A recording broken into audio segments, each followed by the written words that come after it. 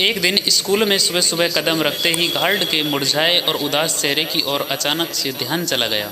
लगभग 65-70 के बुजुर्ग को इस उम्र में अपना और परिवार का खर्च चलाने के लिए 3 शिफ्ट की ड्यूटी पूरी मुस्तैदी के साथ करनी पड़ती है। उस पर से न ढंग का भोजन, न कोई सुविधा और ना ही पदाधिकारियों का अच्छा बात व्यवहार।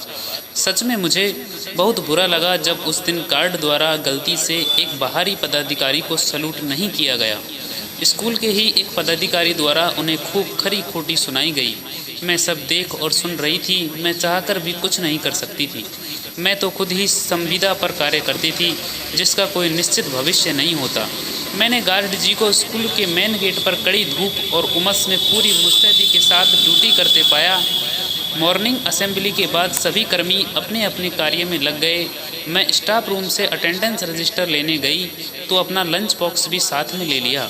स्कूल का मेन गेट बंद हो चुका था। देर से आने वाले बच्चों को सजा के रूप में बाहर ही धूप में खड़ा कराया गया था। मैं गार्ड रूम में गई तो गार्ड जी एक टूटी हुई कुर्सी पर बैठकर खिड़की से बाहर के बच्चों को देख रहे थे। वे पसीने से तरबतर थे। मुझे देखते ही वे खड़े हो गए। मैंने उन्हें बैठने का संकेत करते हुए पूछा, गार्ड अंकल, इस कमरे में तो पंखा भी नहीं है, उस पर से यह एस्बेस्टस तो गर्मी में और तप रहा है। आप इसमें कैसे ड्यूटी करते हैं? गार्ड जी ने अपने माथे का पसीना पोंछते हुए कहा, इतना दिन से खराब है। सर से कहते हैं ठीक करवाने को तो कानों नहीं सुनता है। जैसे तैसे ड्यूटी कर लेते हैं। दिक्कत बहुत है, पर क्या करें, केहू सुनता ही नहीं है। मैंने अपनी बात रखी, आज कल से ड्यूटी कर रहे हैं। दूसरे गार्ड कब आएंगे? गार्ड जी ने थके स्वर में बात रखी। सहूलियत के लिए 3 शिफ्ट का 24 घंटे का ड्यूटी कर लेते हैं। बाकी दूसरा गार्ड आएगा तब ना जाएंगे घरे। उसको 8 बजे आना था। देखिए 8:45 बज रहा है, हम क्या करें? मैंने उनसे पूछा, गार्ड जी मान लीजिए कि दूसरा गार्ड 12 बजे आए तो? गार्ड जी निरुत्तर हो गए। मैंने फिर पूछा, आप कुछ खाए हैं कि नहीं? उन्होंने निराशा में कहा, नहीं मैडम, कल 8 बजे रात को सतुआ पिया खाए थे। मैंने कहा, गार्ड अंकल, इस थैला में मेरा लंच बॉक्स है और पेपर में लपेटकर ठंडा पानी की बोतल रखा हुआ है। लंच बॉक्स में रोटी और सब्जी होगी। आपको जितनी भूख हो खा लीजिए और ठंडा पानी पी लीजिएगा। गार्ड अंकल संकोच में पड़ गए। मैंने उनके कंधे पर हाथ रखते हुए कहा, आप मेरे पिता समान है। जब आप ही भूखे रहेंगे मैं कैसे अपनी ड्यूटी निभा पाऊंगी? थोड़ा भी संकोच मत कीजिएगा। मेरी क्लास खाली जा रही थी। संयोग से टीचर इंचार्ज का ध्यान उस क्लास की ओर अब तक नहीं गया था, नहीं तो मुझे उनका कोप भाजन बनना पड़ता। मैं तेज़ी से अपने क्लास की ओर बढ़ी चली। 11 बजे अवकाश हुआ तो मैं ग्राउंड में बच्चों की निगरानी में आकर खड़ी हो गई। गार्ड अंकल तेज कदमों से मेरे पास आए और बोले, मैडम, बुरा नहीं मानिएगा ना, एगो बात कहना था।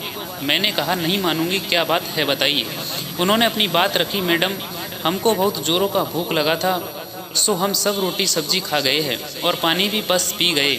मैंने कहा, तो क्या हो गया, आपकी भूख मिटी ना? गार्ड अंकल मुस्कुराने लगे। मुस्कुराते हुए बोले, मैडम, ये स्कूल में भांति भांति का लोग है, बाकी अपने के सबसे अलग है। भगवान आपको बहुत बड़ा आदमी बनाएंगे एक दिन। आपने बहुत पुण्य का काम किया है।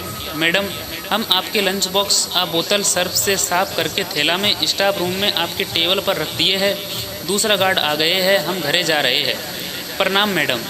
मुझे प्रणाम करते हुए गार्ड जी तेज़ कदमों से अपनी साइकिल पर सवार होकर मेन गेट से बाहर चले गए।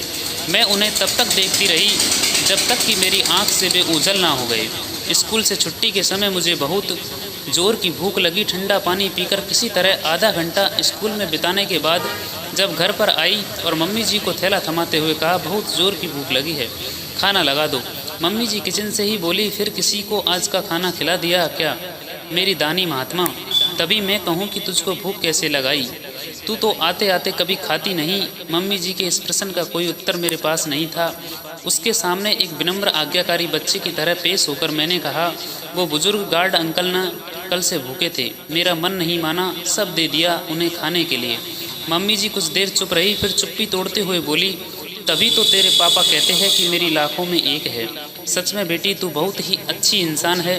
तू बैठ, मैं खाना लगाती हूँ। Thank you for watching this video. दोस्तों, आपको यह कहानी अच्छी लगी हो तो प्लीज़ वीडियो को लाइक करें, चैनल को सब्सक्राइब करें। मिलते हैं नेक्स्ट वीडियो में, तब तक के लिए बाय बाय, राम राम।